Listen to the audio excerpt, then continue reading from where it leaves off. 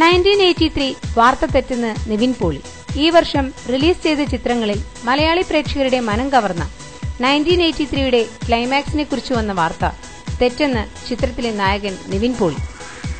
ചിത്രത്തിന്റെ ക്ലൈമാക്സ് നായകനായ നിവിന് ഇഷ്ടമായില്ല എന്ന് ഏതാനും ദിവസങ്ങൾക്ക് മുമ്പ് ഒരു മാഗസിനിൽ വാർത്ത വന്നിരുന്നു.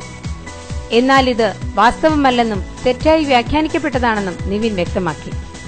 ഫേസ്ബുക്ക് പോസ്റ്റിലാണ് നിവിൻ ഇക്കാര്യം അറിയിച്ചത്.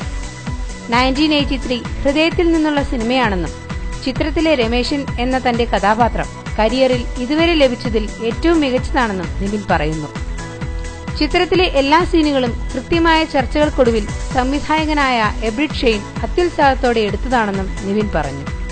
സിനിമയിലെ ഒരു ഷോട്ട് പോലും തനിക്ക് ഇഷ്ടപ്പെടാത്തായി ഇല്ലെന്നും നിവിൻ വ്യക്തമാക്കി. തെറ്റായി വാർത്ത വന്ന മാഗസിൻ തിരുത്താമെന്ന് ഉറപ്പു തന്നതായും നിവിൻ അറിയിച്ചു.